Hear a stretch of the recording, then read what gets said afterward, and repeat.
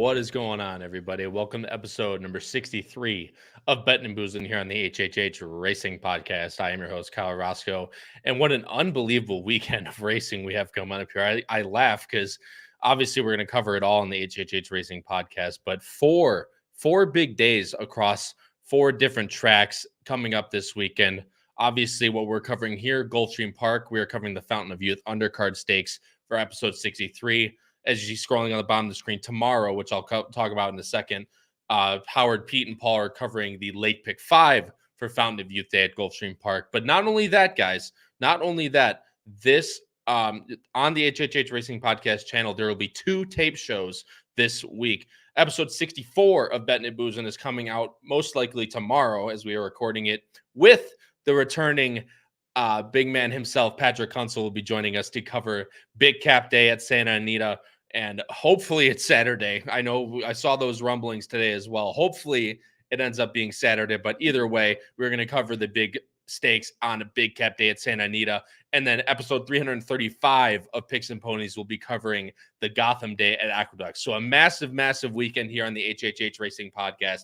Please like, comment, and subscribe. All your opinions down below in the comments section. We read every single one, and we love to engage in some conversation with you guys. So again, who you think is going to win the Fountain of Youth, the Gotham, the Big Cap, and there's so many shows. What am I missing?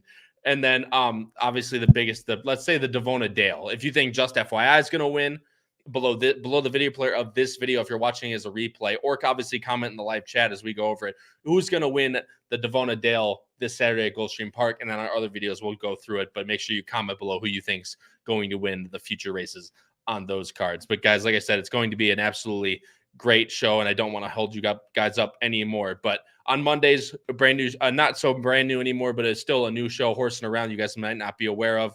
Monday nights, 8 p.m. Eastern, recapping stakes action from all weekends and topical discussion, of course, with special guests, and of that being you guys, the viewers and fans. If you guys want to be on any episode of Horsin Around, please email Howard, hkravitzhorse@gmail.com, and he would love to get you on the show. Again, hkravitzhorse@gmail.com. Please email him if you want to be on Horsin Around. And if you're more of an audio listener, guys, Apple Podcasts, Spotify, and Anchor, where every single show on the HHH Racing Podcast gets posted in audio form, wherever you get your podcast. So please go rate, review, and subscribe over there. Of course, the power picks are still going super, super strong, guys. Still at $2.20 ROI all time, and that's almost 550 picks at this point over 2.5 years. Still well in the black. Only for $4 a weekend, you get 2 full write-ups of 2 full tracks every single Saturday. If you guys are not subscribed to the Power Picks, you guys are missing out on one of the most profitable and the most affordable tip sheets in all of horse racing. Go to patreon.com/HHH Racing Podcast for that. Link is also in our description. And guys, there's still time. One more week of Bettin N Boozin and HHH Racing Podcast merch is still live.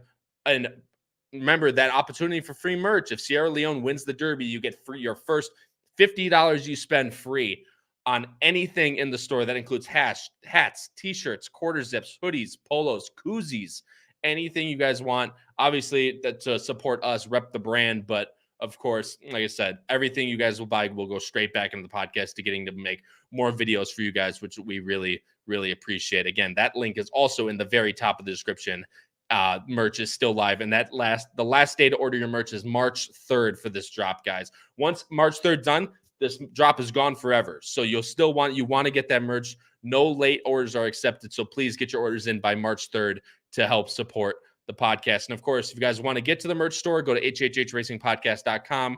Anything else you guys need should be on there. Again, hhhracingpodcast.com. But guys, like I said, we're going to go pretty quick here. We're not going to try and hold you guys up any longer. So I'll bring on my co-hosts and we'll get it going. So from West Coast, now turned East Coaster, University of Kentucky, Noah Maher. From Chicago area, now turned down to the dark side on the East Coast, Charlie Freeman. Boys, what's going on?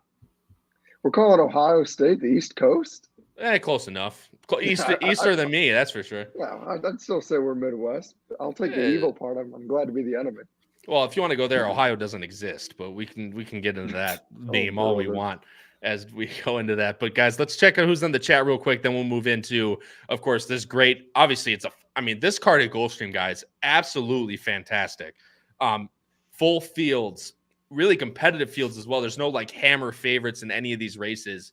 And I mean, just all of these races are just filled to the brim with super competitive and super good horses. So really exciting to see a day like this at Gulfstream Park. Racing Downwind is, of course, here. Let's do this, gentlemen. Boozin not losing, Racing Downwind. Thanks so much for joining the show. Really appreciate it. Katie's here. Mark is here. Boozing time, boys. Robbie Courtney is here. Anyone see race 7? I did not see that, but now I have to go check it out, Robbie. Thanks so much for pointing it out, and thanks again for joining the show. Greatly appreciate it. Matt Miller is here. Of course he is. Sean Kane is here. What's up, my man? Thanks so much for joining the show. Paul Conlin's here. Absolutely. Stolet Breezin. What's up, man? I know you're from the normal Picks and Ponies show, but thanks so much for joining in here. Greatly appreciate it. And that is a big thank you, Katie. Thank you. That's the one thing I wanted to mention. I almost forgot.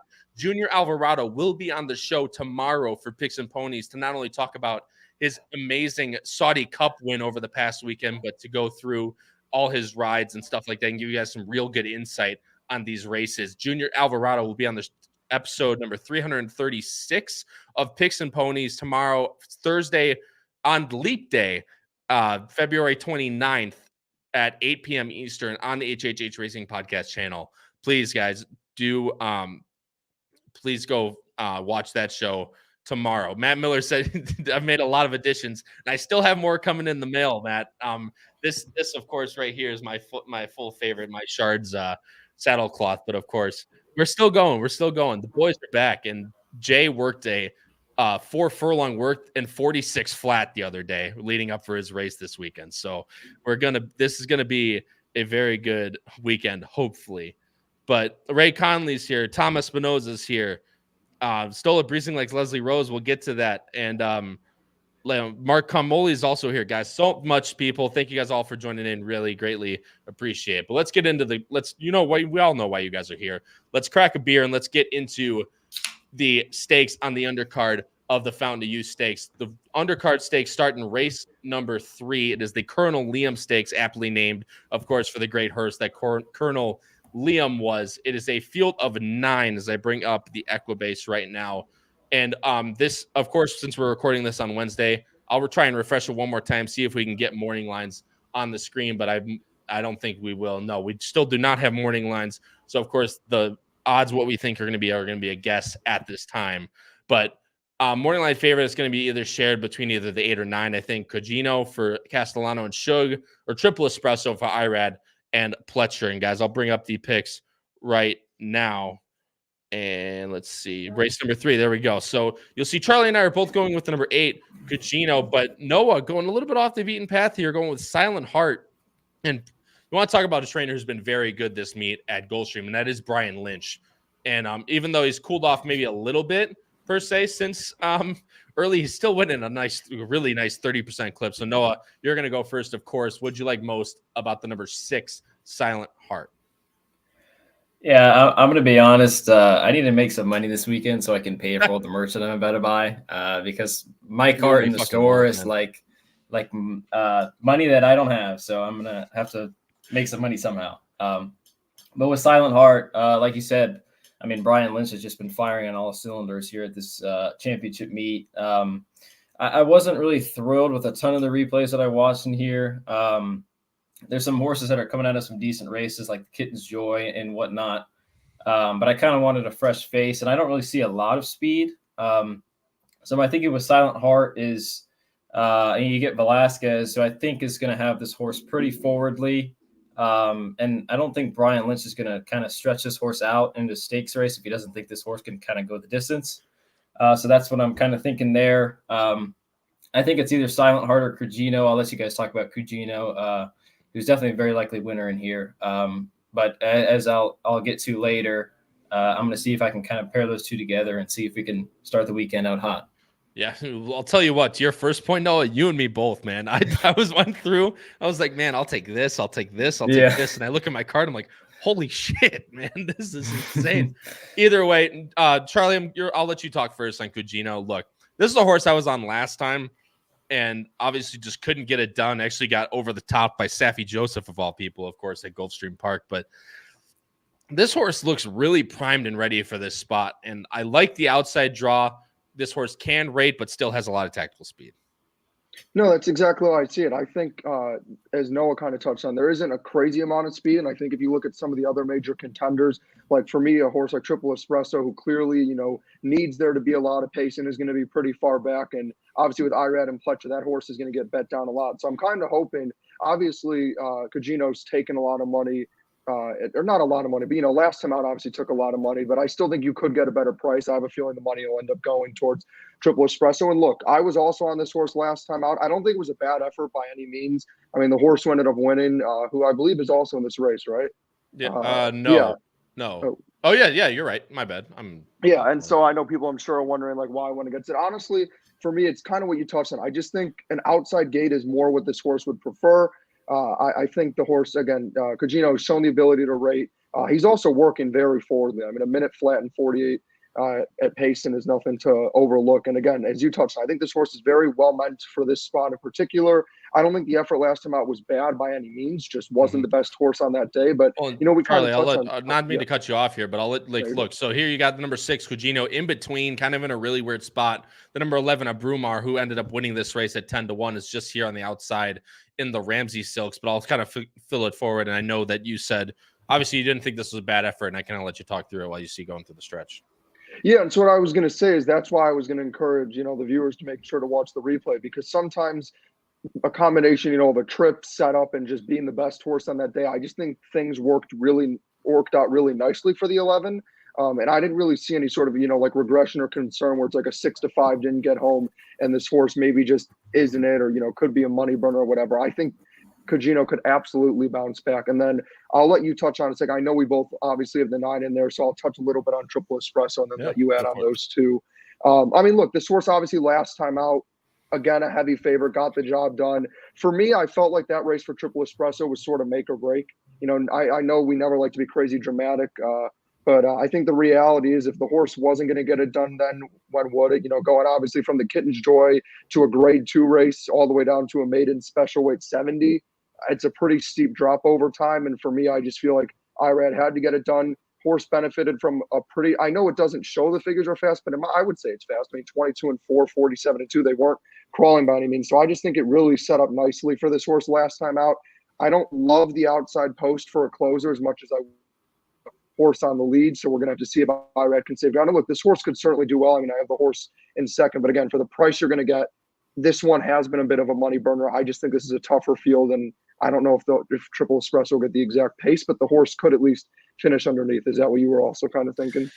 Yeah, there's one thing. I don't mind closers at a mile, but there's one thing that has to be mentioned on these turf races at Gulfstream is that a mile, they also run 7.5 furlongs. The outside post, not that I think, the 8 or 9 are going to be too detrimental in this spot, but if you have horses that like to be forwardly placed running a mile at Gulfstream, they better cross over. Otherwise, they're going to be 4 or 5 wide if there's other horses to the inside that want to go for the lead, just as a generalization. You mentioned Cugino has a lot of tactical speed. Like I said, I thought that was a sneaky good effort last time out.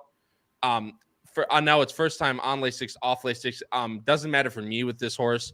I just think sitting outside, probably 2 wide, like somewhere mid-pack and getting a nice clean run will really benefit Cugino, as both times this horse really hasn't been able to have that. So I just really think Cugino might get the setup that day. Triple Espresso, you mentioned. You said, last time was the time. Didn't run bad in the Pilgrim by any means. Ran pretty poor in this Aqueduct main special weight, then came to Gulfstream Park. Excuse me, tickling my throat, but ran well in this last time, but now has to take another step up to face horses like Cugino. I don't know if this horse will necessarily I think Cugino might still be the favorite just based on numbers alone, but I still think it's going to be warranted. I think Triple Espresso might also get left a little bit too much to do late. As I kind of go up here, we'll show the pace projection here. Timeform doesn't predict it as a fast pace, but they do have another horse going to the lead with Silent Heart, and that is number 3, Okiro, who none of us have in our top 3. But like I said, we saw Cugino just sitting a really nice trip in there, and we'll kind of round it out here. Noah, you have the 5. Anything you want to touch on real quick? We actually mentioned Abrumar, who finished ahead of Cugino in that race. Yeah, Abrumar ended up winning that race. He was the 11 in there. I thought there were quite a few ways he could go for horses kind of underneath. I mean, he ran really well last time. I'm not really sure where that effort came from, but then again, if I were to play a ticket horizontally, you wouldn't want Safi and Paco at 6-1 to beat you. So that was kind of my thought there. Yeah, I don't disagree with you. And this is another horse that they didn't really show not tactical speed. They didn't show any speed last time, and the Brumar went to the lead. So maybe if they show that again, but like I said, I'd much rather have horses coming from a little bit towards the mid pack in this field. So like I said, Royal Majesty is who Charlie has in there. Looks another one. Second off the layoff for Bill Mott could be good. The number came up a little slow for me, but definitely could improve second off. And I had the one Freedom Principle in there as well. Another horse that's going to kind of sit that mid-pack trip. Although this horse obviously was kept at Gulfstream. Jose Garofalo is a very prominent Florida trainer. So Jose was always going to keep him down there, even when Gulfstream's not running their main races. But another honest horse always gives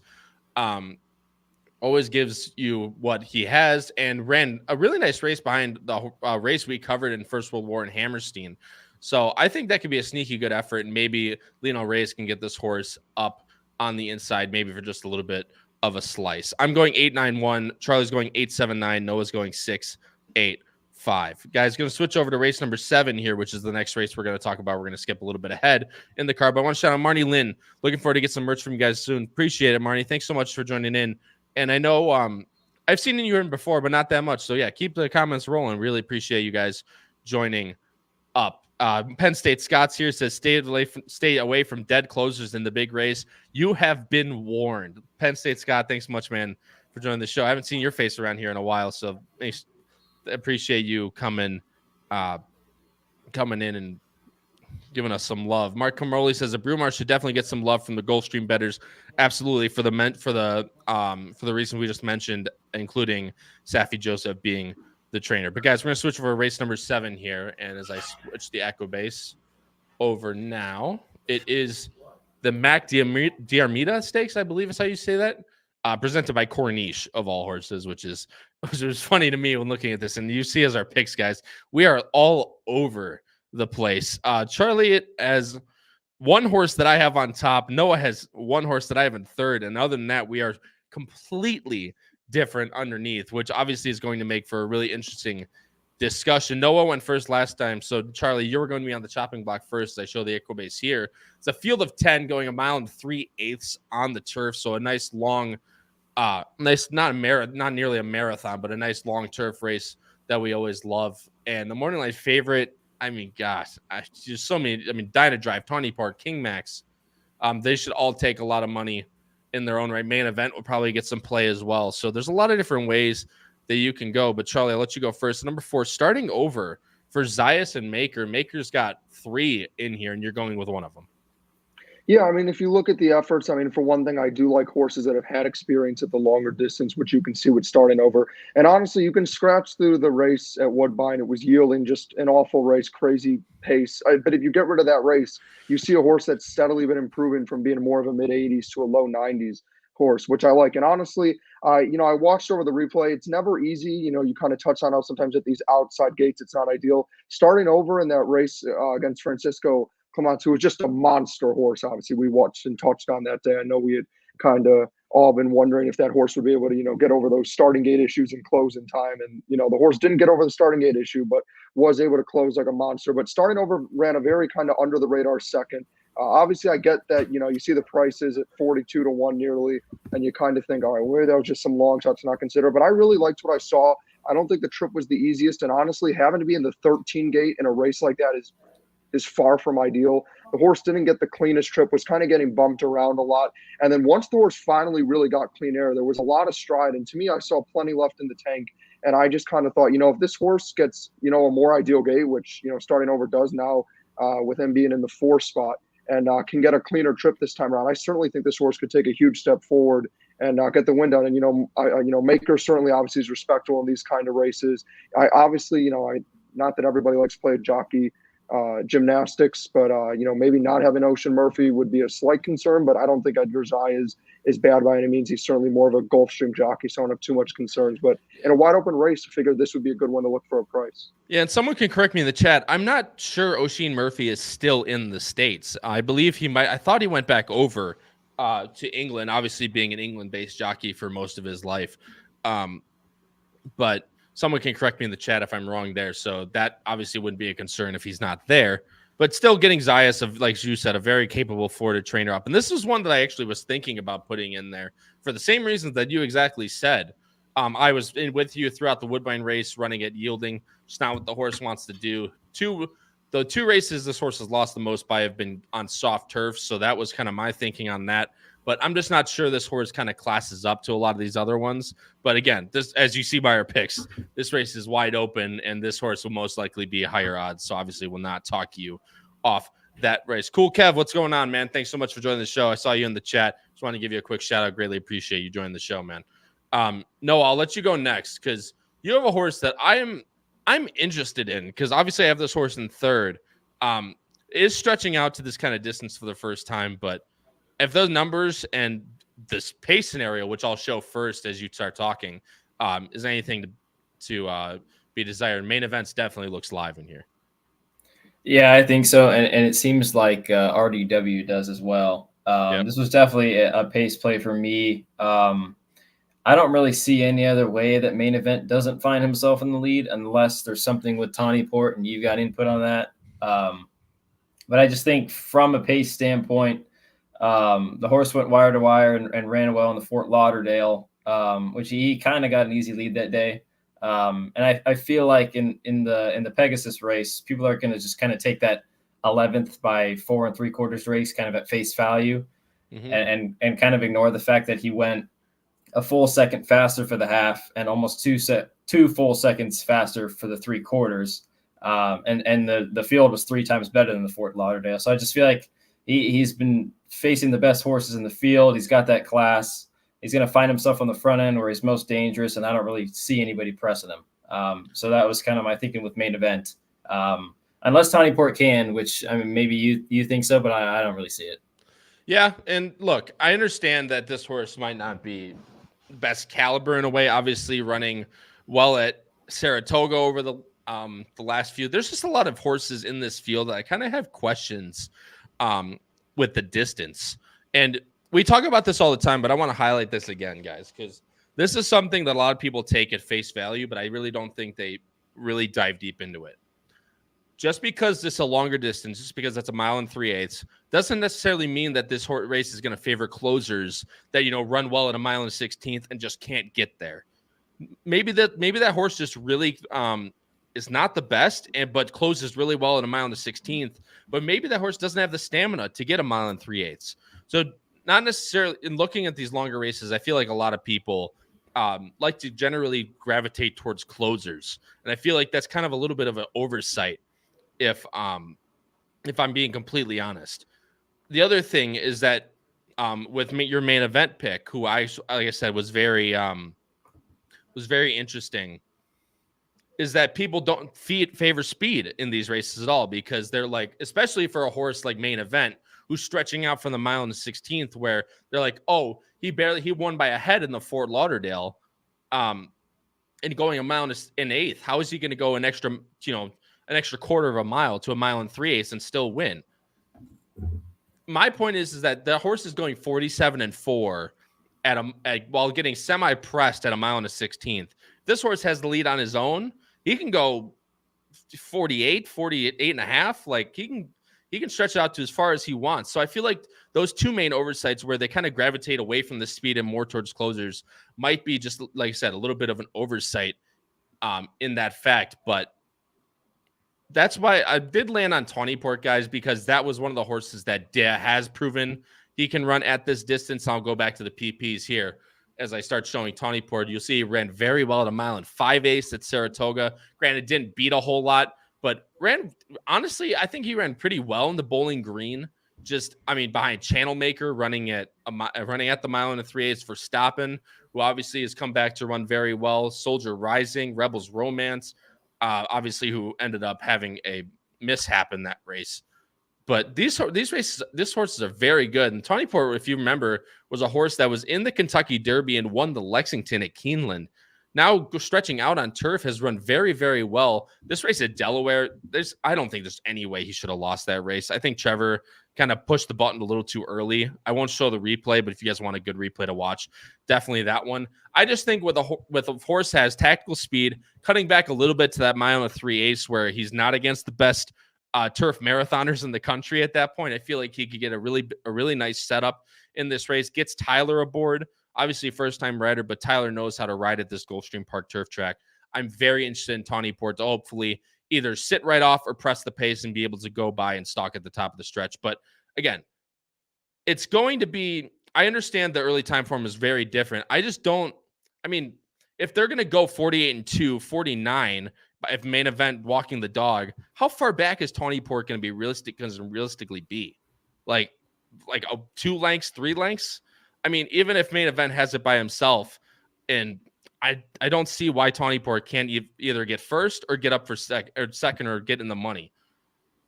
This race is all over the place, obviously, by our picks, but I don't think Tawny Port is that far off of it. And I'm going to talk about my other horse I have in here. King Max is another horse stretching out that kind of touched on this sort of horse. I feel like kind of falls into that,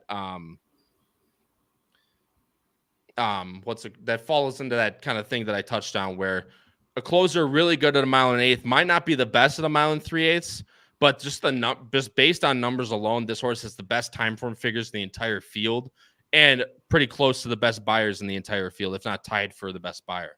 I feel like King Max just has to be respected in a race like this.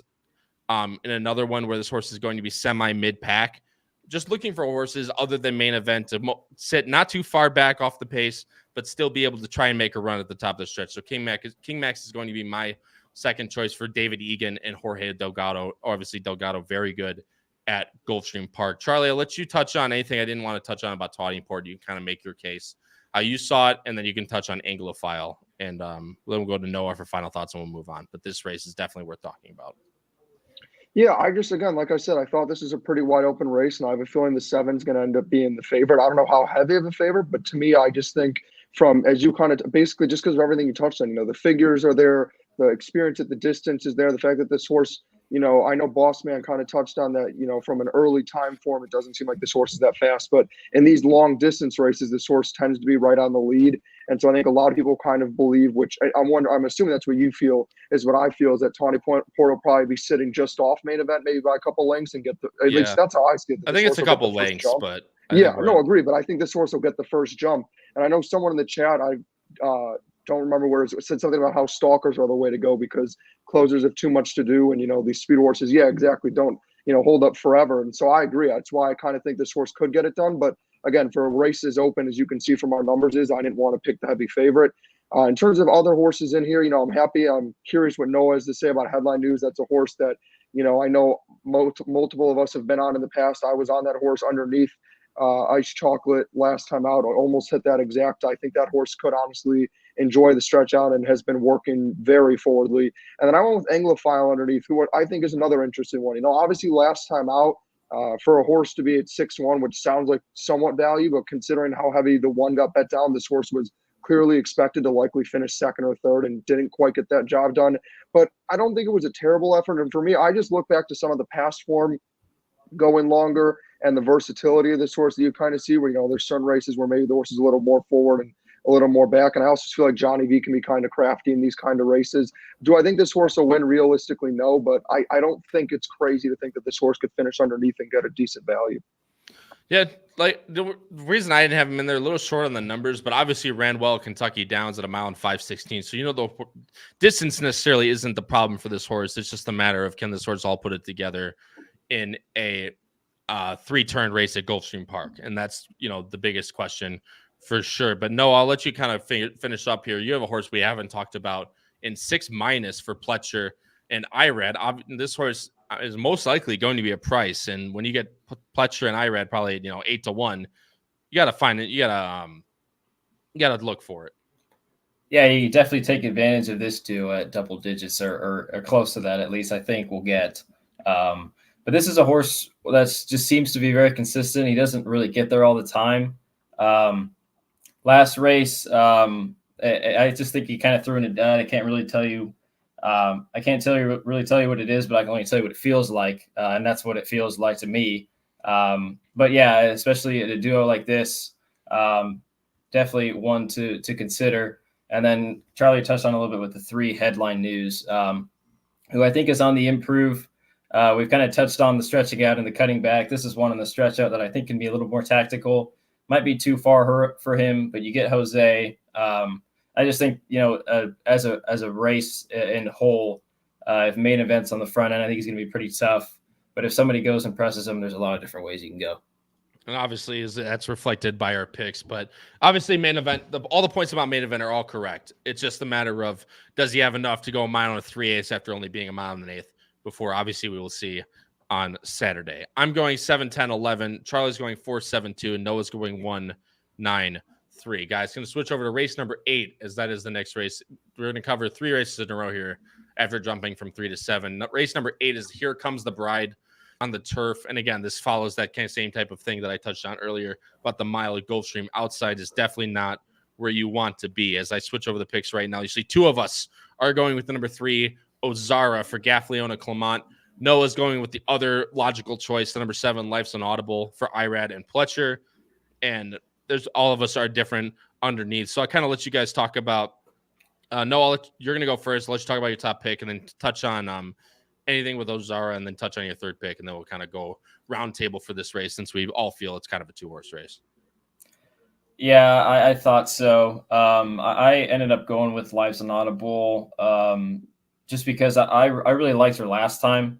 And I thought she ran a pretty good race. She was wide and she didn't really have a ton of things go her way, I thought, but she was able to get up at about 2-1. Like you said, I thought it was between those 2. I thought there was a little controversy with the 3 Ozara just because she seems to get kind of like the perfect trips the last 2. So I really thought it was one of those 2, but I ended up leaning towards Life's Inaudible. Yeah, and see, your point is definitely taken, Noah, because I agree with you. My problem is that I think she's going to get the same trip again. That's my problem. As you'll see, as I bring up the time form, you see it's scheduled as a fast pace, which obviously helps the 7 Life's Inaudible. And you'll see that they have the 3 tucking in right on the rail where she has been the last, 2 or 3 races, and has just been able to get it done. I just think she gets first run on Life's Inaudible, Charlie. And obviously, I'll let you talk about number 3, Ozara, first. This is a horse where we've been on the last 2 times, and thankfully at that, first one was at 4-5. Second was a little bit better at 3-1 for Clement, who has had a little bit better Gulfstream than he's had in the past few years. But I think Ozara can really sit another good trip. No, 100%. I think this is a 2-horse race that I think just sets up perfectly for Ozara. And quite honestly, I mean, I know we were just touching on earlier about closers and, what distance this is or that is. I just don't think the mile is right for Life's Inaudible unless there's, truly everything goes the exact way Life's Inaudible needs it to. I just, again, and you know me, I'm always the one who's advocating for closers. I just think Ozara gets a great trip. I think Ozara is probably the more talented horse. I think Life's Inaudible obviously is the better late kick, but I think Ozara is kind of better at every other aspect of the race. And so the problem is if it doesn't set up well enough for Life's Inaudible, and again, we've talked about Gulfstream, which is something I struggle with as someone who loves to play here, but also loves closers, isn't usually the most favoring to closers. And again, I just feel like I know it's going to be a pretty decent pace, but I think at Gulfstream, a lot of times what you end up learning is, you want to be in more of that stalker role than that closer role. And I just have a feeling this is going to be another one of those races where Ozara ends up getting that first jump on the speed, gets to the wire, and maybe Life's Inaudible once again shows the big swooping trip on the outside, flies late, but just ends up having too much to do. And once again, Ozara just has Life's Inaudible's number. So, I mean, when we get to our picks later, obviously I don't think it's impossible for Life's Inaudible to win. I wanted to cover myself. So I really do think, and we all agree, it's a 2-horse race. And then I was just looking for, a fresh face and someone who could be a little bit of a wild card. And so I went with Pounce underneath. For me, it's simple. Again, it's beneficial. I mean, look, this is a well-meant horse. It's beneficial to be on the outside. The horse is working very forwardly. And, last time out, obviously, Cassie, found something different, tried dirt, tried the all-weather, and then finally moves this horse to the turf at Gulfstream. And the horse takes a tremendous step forward in what was a pretty hot pace and one going away. And that was the real thing that kind of stuck out to me, is knowing that this horse is once again going to be in a race where there is a lot of pace. where it is a little bit of a stretch out. You kind of try to find the speed horses that aren't quitters. And for me, this horse responded great to the turf, is working well on the turf, I think is well meant for Cassie. And again, I think this should be a 2-horse race, but I think Pounce is a bit interesting as a price for a horse that, again, could be the speed horse that actually can hold up and certainly make things interesting. Again, only has 3 starts, so this could be a horse that keeps getting better. You could be completely right. My problem is, Charlie, with the number 11 and anyone towards the outside that wants to have speed, is it touches on what I touched on at the start of this race and earlier, where horse on the outside at Gulfstream Park running this mile, they have a pretty quick time to get to that first turn. And the fact of the matter is that if this horse is going to be 4 wide on the first turn with 3 other speed horses to her inside, I would much rather have the horses to her inside than being 4 or 5 wide on the turn. But look, she could just be good and she could slot in. She's obviously has taken back before, didn't win that race at Turfway, but maybe on the turf where her, benefited surfaces, she might be able to get the job done there. But I just don't necessarily like speed horses from all the way on the outside at Gulfstream Park running these kinds of configurations. But I could be wrong. Dancing to Dixie, guys, is the one horse that I wanted to throw in there because of the fact that if this race is going to be fast paced, and I know people don't really, horses don't close too well in this Gulfstream turf, but if they go super fast up front, what horse is going to be able to pick up the pieces? And I think Dancing to Dixie could be that horse to be able to kind of run, not necessarily as far back as she did last time, but somewhere mid to backpack and be able to fly late and maybe pick up the pieces for second or third. We watched that replay of the Ginger Brew with Ozara and Lifeson, or no, we didn't, but she was actually the horse that got absolutely destroyed on the inside and had to steady up. But I think Dancing and Dixie could really improve, even though she was 60-1 in that spot. I think she could improve second time on the turf here for Mark Cassie and be able to pick up a lot of pieces late. I'm going 3-7-4. Charlie's going 3-7-11. Noah's going 7-3-5. Like I said, none of us really getting too creative in here, guys. We all see it really as a 2-horse race. Whether Ozara gets the jump on Life's Inaudible or they go super fast up front and Life's Inaudible can do exactly like she just did last time and come over the top. But again, we could be wrong. We could see a really big upside, but I don't see it happening that way. And Stolet Breezing, your point's definitely taken, my friend. It's just a matter of, I don't think she got a very fair run. I mean, I won't show the replay, but that was a very big steady from Dancing and Dixie in that spot. So I don't think that last turf spot is essentially all that she can offer on turf, but I could be wrong. But I want to see her run into a hot pace on Saturday and maybe, like I said, pick up a lot of pieces late. But shout out to Howard and my beautiful fiance Emma. Said this is Emma's favorite race, being that it's called the Here Comes the Bride. Obviously, since we're getting married this last year, later this year. So shout out to the boss for that one. But guys, I see a lot of people watching. Thank you guys so much for joining in. Greatly appreciate it. But if you guys are in here, I don't see very many likes. So if you guys could please smash that like button, we would greatly appreciate it. It helps us out the most. And one, it helps us see that you guys are really enjoying the content that we're putting out, but it also helps put out this video into the YouTube algorithm to be able to have more like-minded people like us and yourself come to the HHH Racing Podcast channel. So please, if you could, please hit that like button. We would greatly and appreciate it. And of course, also subscribe, as those 2 ways are the best ways to help out our channel. But guys, going to move on to the last race we are covering in detail. We'll, of course, give our Fountain Youth picks after this. But race number 9, guys, is the Grade 2 Devona Dale Stakes with a lot of Kentucky Oaks implications. As I bring up the field, as a field of 8 going a 1-turn mile at Gulfstream Park. As I bring it up right now, you have the returning 2-year-old champion in Just FYI, of course, Junior Alvarado, Bill Mott, Hicks the Mount. Fiona's Magic and Leslie's Rose are both very, very good also in their own right, but Just FYI will surely be a pretty low-priced favorite come Saturday. And I'll switch over the PPs right now. You'll see 2 of us are going with the number 3, Just FYI, but Noah is on the chopping block by himself again. But I completely understand why you're doing this, Noah, and I'll give my picks on why I think otherwise. But what'd you like most about Leslie Rose? And sorry, one other thing I wanted to point out real quick is we really haven't seen a standout at all in the 3-year-old fillies right now. And the fact is that if for me, this is going to be the telltale sign. If Just FYI comes back and wins very strongly, we might have our standout for the Kentucky Oaks so far. But if she runs another dud, granted, it could be just off the layoff from the Breeders' Cup, and that could be her excuse. But we're just looking for anything right now, really, in this 3-year-old fillies division. And Noah, like you said, you're going some other way with the number 2, Leslie's Rose. Dude just stole my thoughts.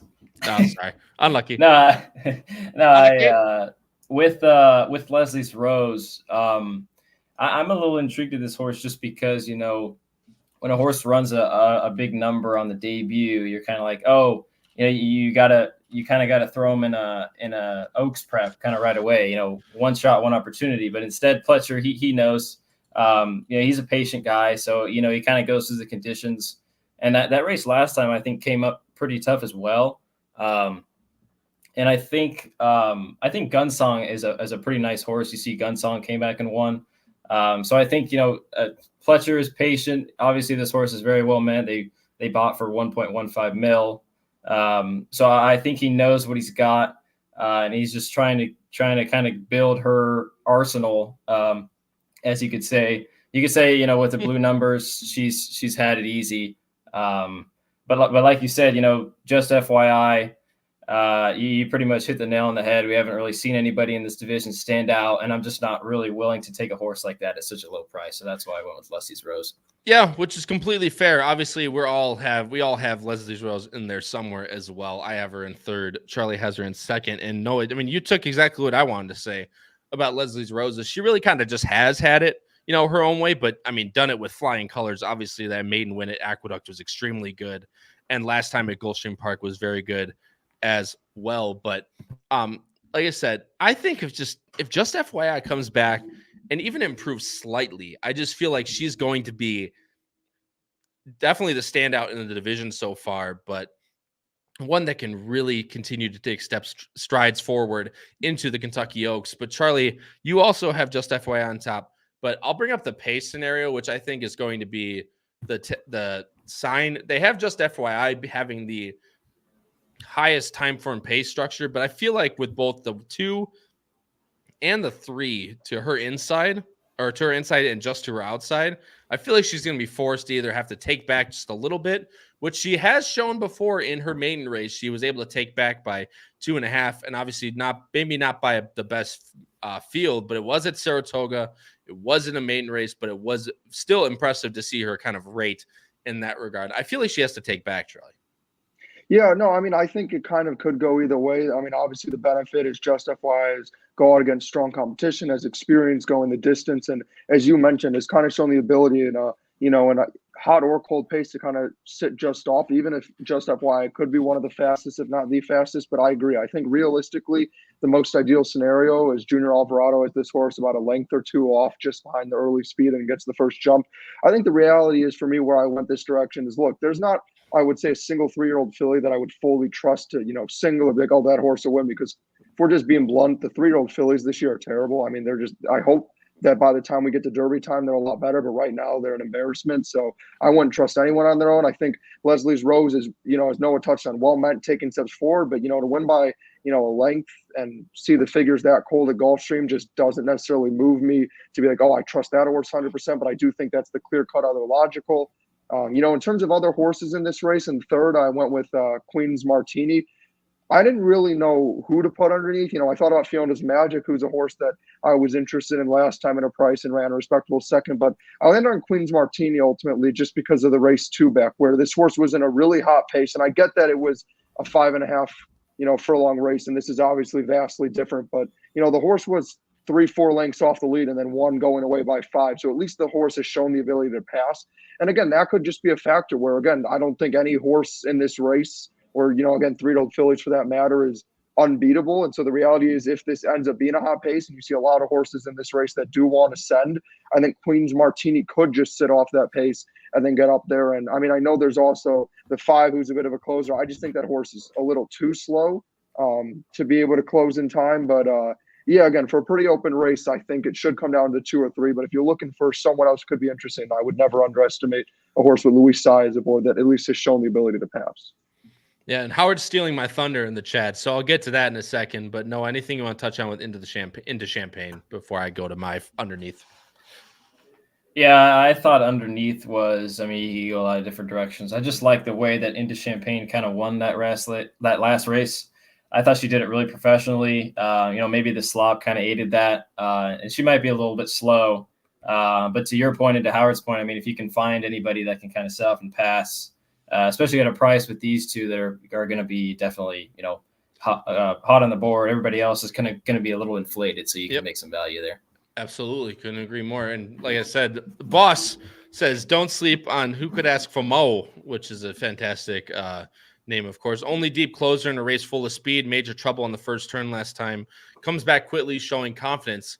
I couldn't agree more. This is a horse that's ran into a lot of slower paces. And granted, they've been at Aqueduct in Tampa. But, closing the way that she has into a 24 3/4, almost 49 flat.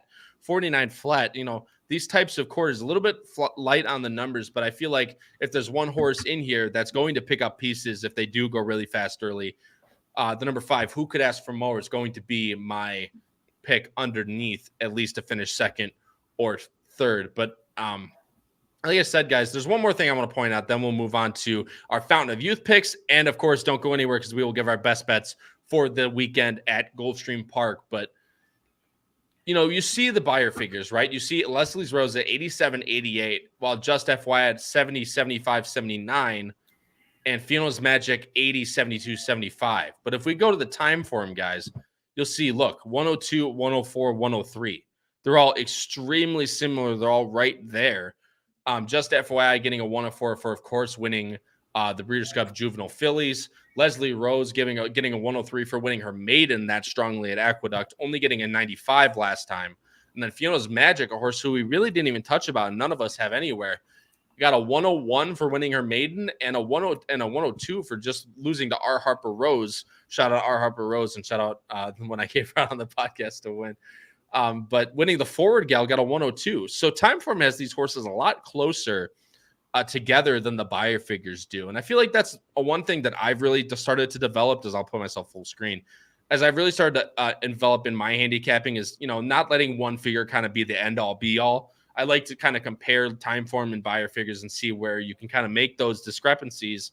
And while, a lot of people using the buyer figures will see Leslie's Rose and say, oh, wow, she's going to be, based on buyer figures, she's well ahead of everybody else. But then you look at other figures and she's really not ahead by that much. So obviously, figures are kind of a thing where you take on the surface, some people believe, some people don't, but I still feel like that's definitely a good thing to point out. And guys, we're not going to give full analysis of the Fountain of Youth Stakes. If you guys want deep dive analysis, please tune into tomorrow's show of Picks and Ponies with Howard, Pete, and Paul, who are going over the late pick 5 at Gulfstream Park, including the Gulfstream Park Mile, the Honey Fox, and of course the Grade 2 Fountain of Youth Stakes. But we're going to give our picks, as obviously it is the biggest race on probably for the entire weekend, and that we don't have and we're not covering it. So we at least want to give our picks out to everybody. Noah, since you're to my right, I'll let you go first here. The picks are going up on the screen, but like I said, 30 seconds, like 30, 45 seconds maximum. Just kind of give a brief synopsis and who you think is going to win. So I went with Locked in the Fountain of Youth. I don't know if he's going to be ready off this decently long layoff, but if he is, he's going to get the pace set up. And I hear what you're saying about the speed. But I mean, if you get a setup like that, which it could be, he could be definitely dangerous. I've got Dornock in second, who I think Danny Gargan is very particular about his spots. So I feel like Dornock, coming to Gulfstream, I think he's going to be ready to fire. And then third, I've got Real Macho, just because, again, if it does heat up a little bit, another one that can close. He ran a really nice race last time, and he beat a horse that's a very talented horse in Born Noble for the Pletcher Barn. So I went with those three. I mean, you'll see my picks. Obviously, I completely agree. Charlie said, quick, brief synopsis. You have a different horse on top, going with Dornock on top. Yeah, I was going to go with Locked. For those of you who remember when we were covering for the Breeders' Cup, Locked was the race I had to cover, and that was my pick on top. By no means am I off this horse. I still would probably say after Sierra Leone, this is my favorite horse for a chance to win the Derby. But ultimately for me, again, I'm just concerned, as I've kind of touched on all night. I just don't think Gulfstream is the best track for closers. I think there's a decent amount of horses in this race that are going to want to try to also sit off the pace. I don't think he'll, be the only one trying to pull that off. And I do acknowledge there is other speed, but I also think Dornock's an incredibly talented horse. I think Dornock's, he's shown that he's an incredibly game horse and doesn't, back down, and will likely probably be vying for favoritism or go off as the favorite. So I know it's not the most creative work, but the horse is also working very forwardly. I think it's likely between those two. The 3-horse, Victory Avenue, obviously I know a bunch of people are going to assume the bias for me because of the Mage kind of connections that you would make, and how Mage is one of my all-time favorites. But look, this horse was bet down to favoritism on debut, was still working very solidly, did not run a bad race by any means. And again, I think this is one that could be very dangerous, and I think the added distance could end up being a good thing. So I think that's kind of I think the two wild cards in this race, from obviously the lack of experience, are Victory Avenue, and the other horse I'll quickly touch on is Speakeasy, who I don't have there, but who, was the original, I think, opening favorite, and then went off as one of the higher up choices. It was kind of dead on the board, but ended up beating Victory Avenue. And those were the two horses that clearly dominated the rest of the field. So I will say Speakeasy, you can't underestimate Pletcher and Irad, and is working forwardly. So that's the fourth horse I'll also say to watch out for. Yeah, obviously those are your top four. There is one thing about Speakeasy that people have to keep in mind, is that he is entered in a allowance race on Friday. So I don't see them going there. Maybe he's going to be probably 1 to 5 in that race if he does end up going there. But just like I said, keep an eye on Friday's card to see if he runs. Obviously, that will designate which one he goes to, and maybe you don't have to use an extra one on Saturday. I went with locked, guys, and I know I was going to touch on this, but since Stolip Breezing brought it up, I want to. He said he was going to go with locked, but after the missed work, I want Dornock.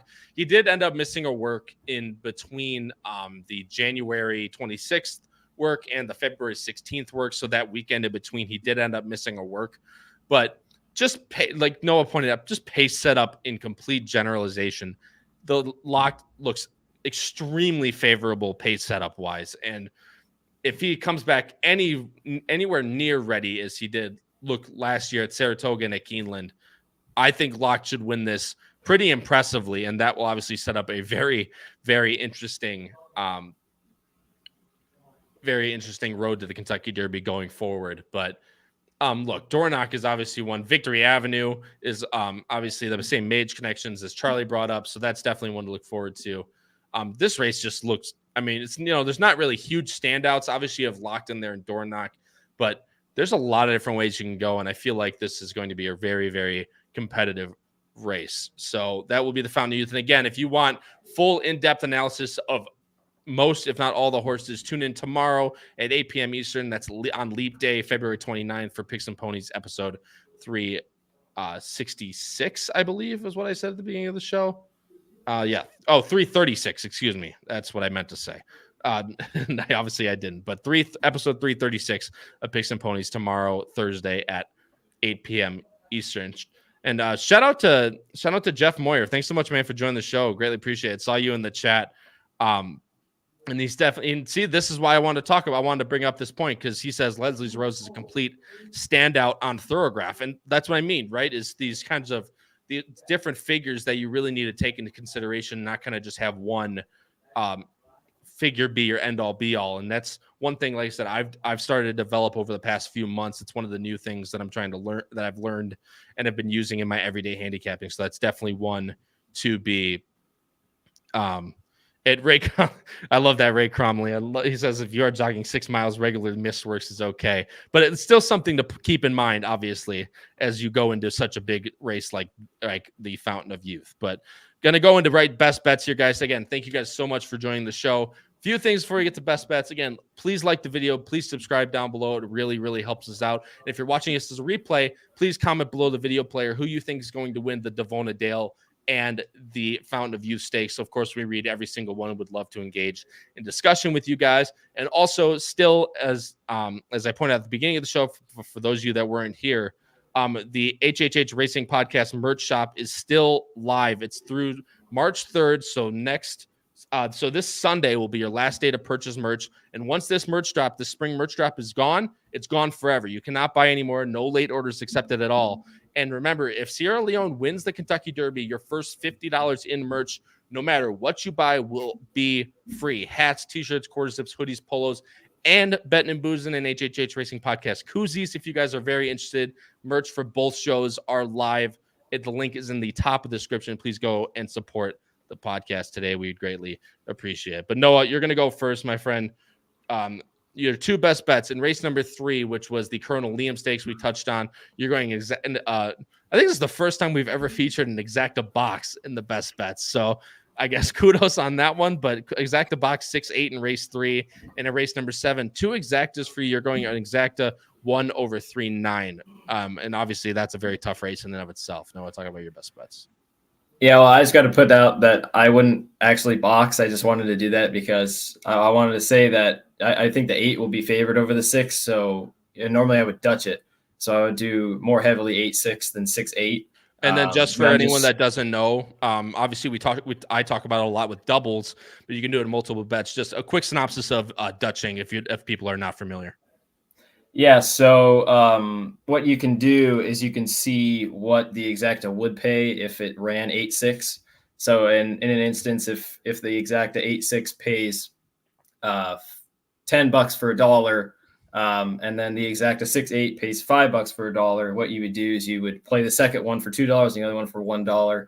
That way that if either exacta hits, you're getting paid the same amount of money. Beautiful. Perfect. And like you said, that's one way to kind of do it, where I do it with doubles a lot, to where you can kind of, minimize your risk in the regard where if you just play them for the same amount of money, obviously you get paid more, but you're also risking more if that race doesn't come in. And obviously, what your payout will be. So realistically, you don't care who wins. You just want to have one of them over the other. But Noah, talk about your second best bet to finish off. Yeah, and then the second one, I could definitely do the same thing, but I think main event's going to be pretty tough on the front end. And if he does take him the whole way, I'm going to try and get some prices underneath with headline news.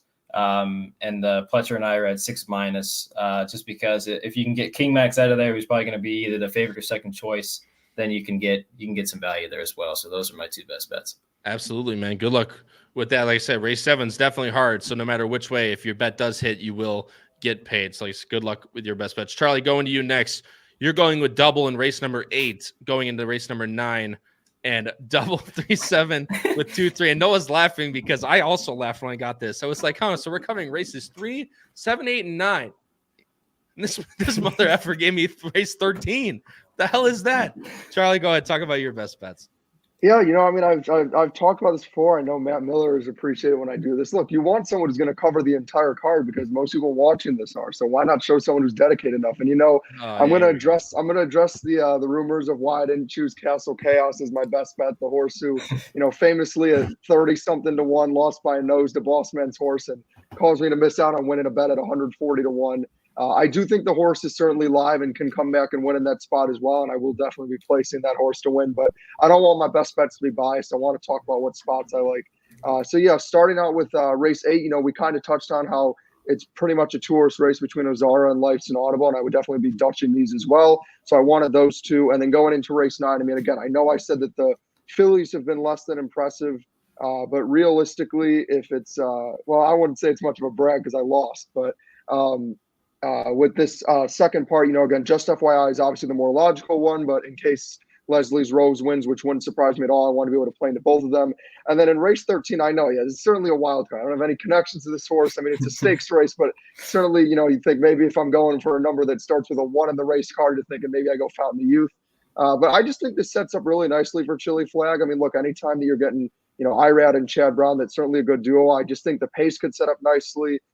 This horse last time out, has just continuously been improving from like those 80s and finally took that step into the 90s, was 27 to 1 and, lost to Ruby, Nell, and Didio, very respectable horses. And this is obviously a big step down from that grade 2 race. So I just think, the horse is working solid as well. I think if Chili Flag can, run back to those figures and just make sure not have too much work left to do, which I don't think the horse will have to, I think you can get a very decent price. And I think it's just one of my strongest feelings why I have it as best bet. And I think it's a great race for Chili Flag. So if you're looking for a race to bet people that's not in our sequence and that people probably won't really think about, look for Chili Flag in race 13. No, and I talk about this all. That's why we switched to this kind of best bets format rather than the pick 5 format. Is even though we cover these sequences, I want to be able to give people bets that they feel comfortable approaching. You don't necessarily need to risk $100 on one bet, rather than if we give doubles, we give wins, exactas. You guys can kind of play it based on however you guys' budget constraints are. Obviously, if you guys have a larger budget, you guys will be able to maybe play these win bets for $50. If you don't, and you're just looking to just have fun on a weekend, $5, $10, even $2. I mean, who cares, right? But we just want to give you our best opinions on the entire card or our entire sequence that we are covering. I think is one thing that I wanted to kind of bring to this show. But my best bets, guys, I'm going ice cold double in race number 8. It is 3-3. I know it's kind of a nut favorite double, but Ozara is a horse that I just think is going to get a really, really nice setup in the Here Comes the Bride Stakes, aptly named by Howard the Emma Roscoe Stakes. But either way, I think Ozara gets a really nice setup, gets the first jump on Life's Inaudible again, just like we saw previously. And I am singling just FYI. I'm hoping for at least somewhere in that 5-1 range. I think Life's Inaudible will end up taking favoritism from Ozara. If not, they'll be very, very close. I'm hoping for at least 5-1, 6-1 on that double. I wouldn't be willing to take it anything less. But race number 8, double 3-3 is going to be mine. And then race 14, I debated putting just a straight win bet on Locked, but I'm not sure he'll be the value that I necessarily want if I'm going to play him on top in a win bet. So I'm willing to pair him up with Dornoch underneath. And it's, I didn't really necessarily feel that strongly about the second time starters in this kind of spot. I feel like it's a very, very tough spot to come in second time asking. But Dornoch has been tried and tried again. He can either, sit and rate, or he can go out to the lead. Either way works for Dornoch. I like the versatility. I think he'll get first run on Locked, but if Locked gets the pace set up like I really envision, I think Locked will definitely win over the top. But guys, like I said, that's going to cover it. Episode number 63. And Stolet Breezing says, any opinions on King's Bards with the long layoff? I was not big on King's Bards during his 3-year-old year. And I'm going to be completely honest with you, Stolet Breezing. I haven't looked at any other races besides the ones that we are covering today. But if you do want my opinion on that race, go follow me on Twitter at AP Roscoe K, or on X, of course, as it's now aptly named. But at AP Roscoe K, I put out my entire card opinions before the racing day, so you'll definitely see it over there. So I'm sorry I can't give it to you right now. I honestly just haven't looked at it, but I will end up looking at it before Saturday, of course. And Stolen Breeden says, best bet, play IRAD on Saturdays at Gulfstream. That's definitely never a bad idea, but you will pay the IRAD tax, as we like to call it around here. And Racing Downwind says, race 7, pick 3 play, ice cold, 1-3-3, main event, Ozara, and just FYI. Absolutely love it, Racing Downwind. I hope that comes in, because you know what that means? That means my bet comes in as well, my best bet that I just gave out. But guys, that is going to cover, like I said, episode number 63 of Bettin N Boozin, covering the Undercard Stakes of Fountain Youth Day. We had great viewership the entire time. Like I said, thank you guys so much, because I said we wouldn't be here today without you guys. So you guys are what make this show, thrive and do and become, one of the fastest growing shows on the network. So I greatly, greatly appreciate it. But for my co-hosts, Noah Maher and Charlie Freeman, this has been your host, Kyle Roscoe, in episode number 63 of Bettin N Boozin here on the HHH Racing Podcast. And until next time, crush those bets, win those photos, and stay safe, everyone. We'll see you in the next one. Have a great night.